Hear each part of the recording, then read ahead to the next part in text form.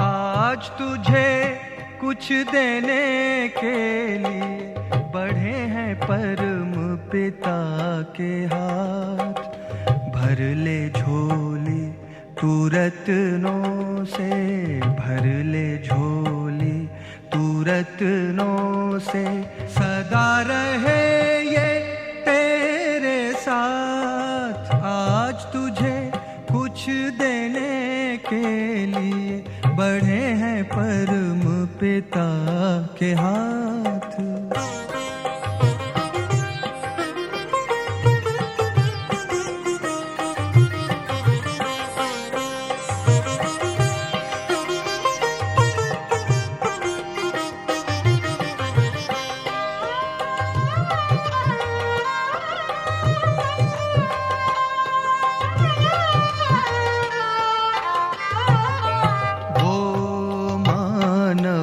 दुनिया में सदा ऊंच कहलाए, बिन सोचे भगवान जिस पर अपना सब लुटाए।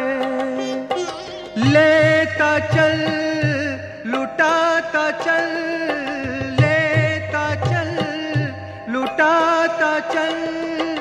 बढ़े खजाना दिन और रात।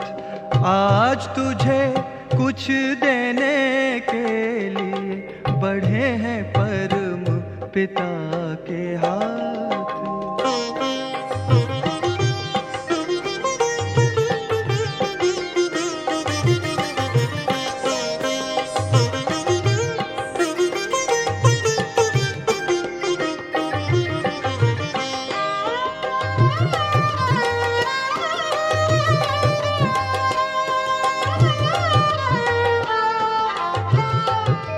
सेवा करके जिसने अपना सब कुछ सफल बनाया, उससे ज्यादा और किसी ने ईश्वर से ना पाया। देते समय दाता न पूछे, देते समय दाता न पूछे कभी किसी की जात और पात। आज तुझे कुछ देने के लिए बढ़े हैं परम पिता के हाथ। भर ले झोली तू रत्नों से, भर ले झोली तू रत्नों से। सदा रहे ये तेरे साथ। आज तुझे कुछ देने के लिए बढ़े हैं परम पिता के हाथ।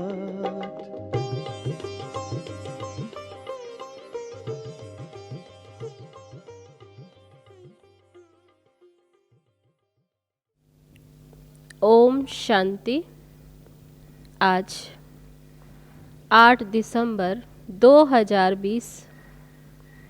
बाबा कहते मीठे बच्चे, बाप जो है जैसा है उसे यथार्थ पहचान कर याद करो। इसके लिए अपनी बुद्धि को विशाल बनाओ। प्रश्न है, बाप को गरीब निवास क्यों कहा गया है? उत्तर है, क्योंकि इस समय जब सारी दुनिया गरीब अर्थात दुखी बन गई है, तब बाप आए हैं सबको दुख से छुड़ाने। बाकी किस पर तरस खाकर कपड़े दे देना, पैसा दे देना, वह कोई कमाल की बात नहीं है। इससे वह कोई साहूकार नहीं बन जाते। ऐसे नहीं मैं कोई इन भीलों को पैसा देकर गरीब निवास कहलाऊंगा। मैं तो गरीब अर्थात पतितों को, जिनमें ज्ञान नहीं है, उन्हें ज्ञान देकर पावन बनाता हूँ। गीत है, यही बहार है दुनिया को भूल जाने की। ओम शांति। मीठे मीठे बच्चों ने गीत सुना। बच्चे जानते हैं गीत तो दुनियावी मनुष्यों ने गाए हैं। अक्षर बड़े अच्छे हैं। इस पुरानी दुनिया को भुलाना है, ये खत्म होने वाली दुनिया, तो बाबा कहते इसे भुलाना है। आगे ऐसे नहीं समझते थे। कलयुगी मनुष्यों को भी समझ में नहीं आता कि नई दुनिया में जाना होगा तो जरूर पुरानी दुनिया को भूलना होगा। भले इतना समझते हैं पुरानी दुनिया को छोड़ना है, परंतु वह समझते अजुन अभी बहुत समय पड़ा है। नई सो पुरानी होगी ये तो समझते हैं, परंतु लंबा टाइम डालने से, आयु लंबी कर देने से भूल गए हैं। तुमको अब स्मृति दिलाई है। अभी नई दुनिया स्थापन होती है, इसलिए पुरानी दुनिया को भूलना है।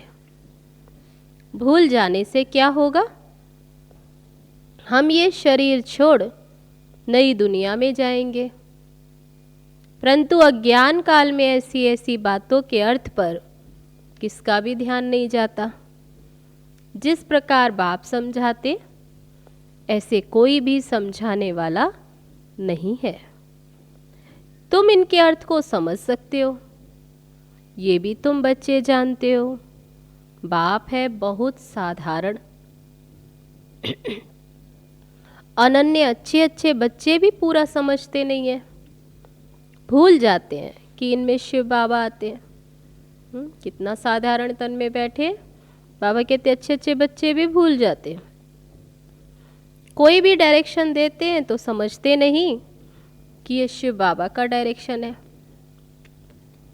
शिव बाबा को सारा दिन जैसे भूले हुए हैं, पूरा ना समझने कारण वे काम नहीं करते, माया याद करने नहीं देती, स्थायी वह याद फिर ठहरती नहीं। मेहनत करते करते पिछाड़ी में आखिर वह अवस्था होनी जरूर है। ऐसा कोई भी नहीं जो इस समय कर्मातीत अवस्था को पाले। बाप जो है जैसा है उनको जानने में बड़ी बुद्धि चाहिए।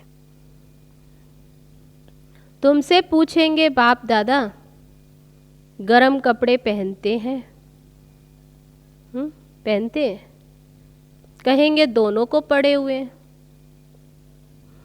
शिव बाबा कहेंगे मैं थोड़ी गरम कपड़े पहनूंगा, मुझे ठंडी नहीं लगती। हाँ, जिसमें प्रवेश किया है ब्रह्मा तन, उनको तो ठंडी लगेगी। मुझे तो ना भूख और ना प्यास, कुछ नहीं लगता, मैं तो निर्लेप हूँ। सर्विस करते हुए भी इन सब बातों से न्यारा हूँ। मैं खाता पीता नहीं हूँ। जैसे एक साधु भी कहता था ना, मैं खाता पीता नहीं हूँ। उन्होंने फिर आर्टिफिशियल वेश धारण कर लिया है। देवताओं के नाम भी तो बहुतों ने रखे। देवताओं के नाम अपने ऊपर रखवा लेते हैं मनुष्य। तो बाबा कहते हैं और कोई धर्म में देवी देवता बनते नहीं। यहाँ कितने मंदिर हैं, बाहर में तो एक शिव बाबा को ही मानते हैं। बुद्धि भी कहती है फादर तो एक होता है। जब हम सुखधाम में जाते हैं, बाबा कहते हैं अभी तुम जानते हो कि फादर तो एक होता है, फादर से ही वर्षा मिलता। तुम बच्चों की बुद्धि में है कि कल्प के बाद पुरुषोत्तम संगम युग पर ही बाबा से वर्षा मिलता है। जब हम सुखधाम में जाते हैं तो बाकी सब शांति धाम में रहते हैं। तुम्हारे में भी ये समझ नंबरवार है। अगर ज्ञान के विचारों में रहते तो उन्हों के बोल ही वे निकलेंगे। तुम रूप बसंत बन रहे हो बाबा द्वारा। तुम रूप भी हो और बसंत भी हो। दुनिया में और कोई ये कह न सके कि हम रूप बसंत हैं। तुम अभी पढ़ रहे हो, पिछाड़ी तक नंबरवार पुरुषार्थ अनुसार पढ़ लेंगे। बाबा कहते हैं नंबरवार पुरुषार्थ अनुसार। शिव बाबा हम आत्माओं का बाप है ना, ये भी दिल से लगता है तो भक्ति मार्ग में थोड़ी दिल से लगता है। यहाँ तुम सन्मुख बैठे हो, समझते हो बाप इस समय ही आएंगे, फिर और कोई समय बाप को आने की दरकार ही नहीं। अभी समझते हो कि बाप संगम पर आते हैं। सतयुग से त्रेता तक आना नहीं है, द्वापर और कलयुग तक भी आने का नहीं। वे आते ही हैं कल्प के संगम युग पर। बाप है भी गरीब निवास, अर्थात सारी दुनिया जो दुखी गरीब हो जाती है उनका बाप है। उनकी दिल से होगा। बाबा कहते इनकी दिल से क्या होगा? अभी तुम जानते हो कि सारी ही दुनिया दुखी है, गरीब है, तो हम गरीब निवाज हैं। सबका दुख अथवा गरीबी मिट जाए वो तो सिवाय ज्ञान से कम हो न सके। बाकी कोई कपड़ा आदि देवे, कोई साहूकार तो नहीं बन जाएंगे। करके गरीब को देखने से दिल होगी इनको कपड़ा दे देवे, क्योंकि याद पड़ता है ना मैं भी गरीब निवास हूँ। साथ साथ ये भी समझता हूँ मैं गरीब निवास कोई इन भीलों के लिए ही नहीं हूँ। मैं गरीब निवास हूँ जो बिल्कुल ही पतित हैं उन्हों को पावन बनाता हूँ। मैं हूँ ही पतित पावन। तो विचार चलता है मैं गरीब निवास हूँ, परंतु पैसे आदि कैसे दूँ? पैसे आदि देने वाले तो दुनिया में बहुत हैं। बहुत फंड्स निकालते हैं जो फिर अनाथ आश्रम में भेज देते हैं। जानते हैं अनाथ रहते हैं अर्थात जिसको संभालने वाले नहीं है, धनी धोरी, जिसको नाथ नहीं। अनाथ माना गरीब। तुम्हारा भी नाथ नहीं था, अर्थात कौन नहीं था? तब बाबा कहते तुम्हारा भी नाथ नहीं था, क्योंकि तुम भी बाप को नहीं जानते थे। तुम गरीब थे, ज्ञान नहीं था। जो रूप बसंत नहीं वह गरीब अनाथ है। जो रूप बसंत है उनको सनाथ कहा जाता। सनाथ साहूकार को और अनाथ गरीब को कहा जाता है। तुम्हारी बुद्धि में है सब गरीब हैं, कुछ उन्हों को दे देवे। बाप गरीब निवास है तो कहेंगे ऐसी चीज़ें देवे जिससे सदा के लिए साहूकार बन जाए। बाकी ये कपड़ा आदि देना तो कॉमन बात है, उनमें हम क्यों पड़े? हम तो उनको अनाथ से सनाथ बना देवे। भल कितना भी कोई पदमपति है, परंतु वह भी सब अल्पकाल के लिए। ये है ही अनाथों की दुनिया। भल पैसे वाले हैं, वे भी अल्पकाल के लिए। वहाँ है सदैव सनाथ। सतयुग में सदैव सनाथ है। वहाँ ऐसे कोई कर्म नहीं कूटते हैं। यहाँ तो कितने गरीब हैं। जिनको धन है उन्हों को तो अपना नशा चढ़ा रहता। वे समझते हम तो स्वर्ग में हैं, परंतु है नहीं।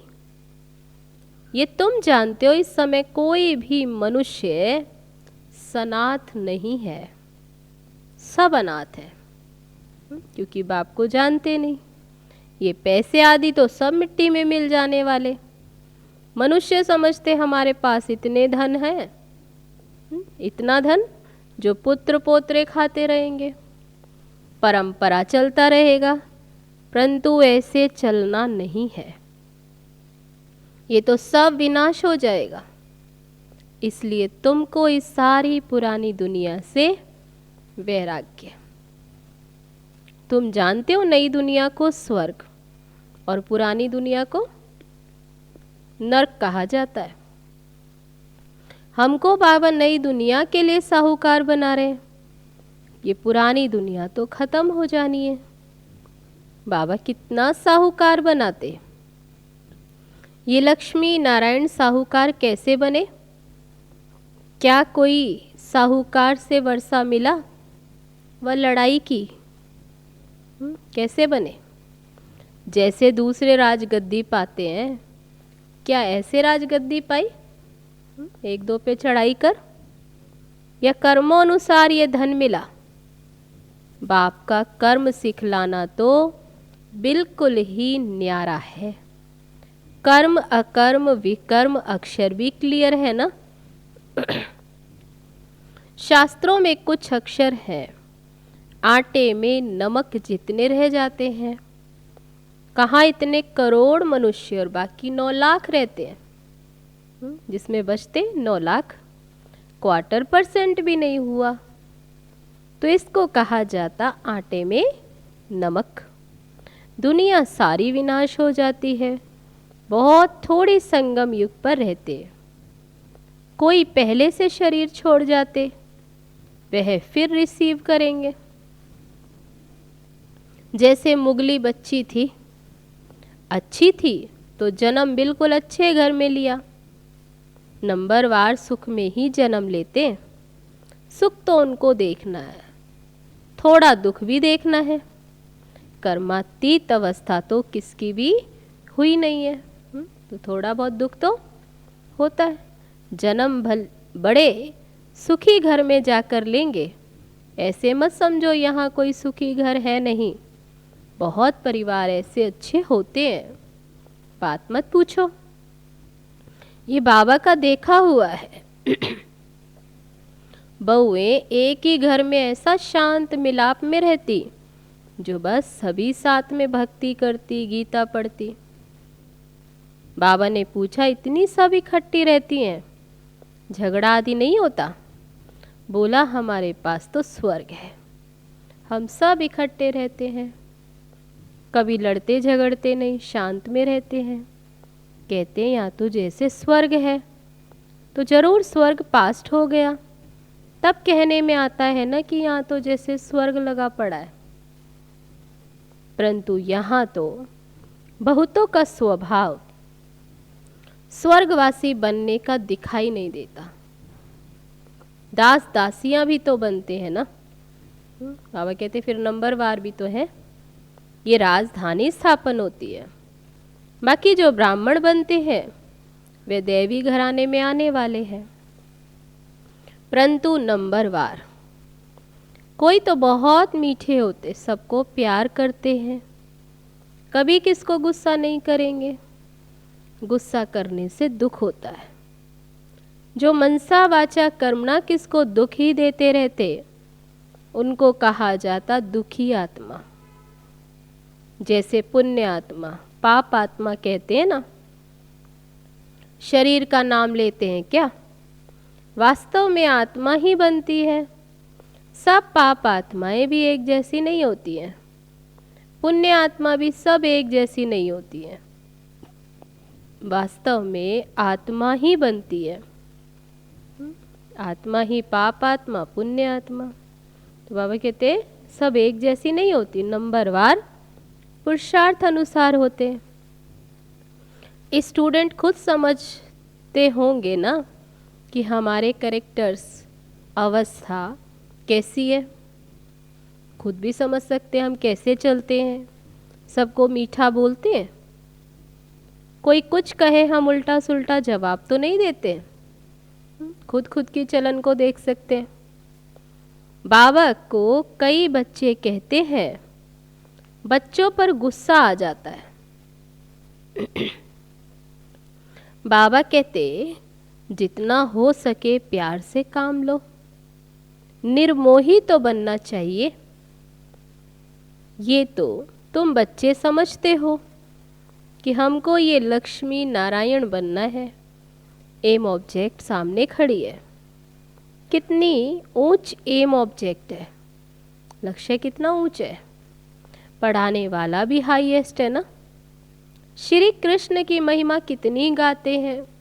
सर्वगुण संपन्न 16 कला संपूर्ण। अब तुम बच्चे जानते हो हम वह बन रहे हैं। तुम यहाँ आए ही हो, किस लिए आए हो? बाबा कहते पक्का है ना, तुम आए ही हो ये बनने के लिए। तुम्हारी ये सच्ची सत्य नारायण की कथा है, नर से नारायण बनने की। अमर कथा है अमरपुरी जाने की।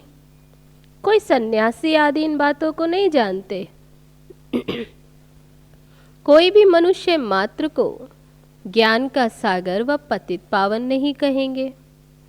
जबकि सारी सृष्टि ही पतित है, तो हम पतित पावन किसको कहें?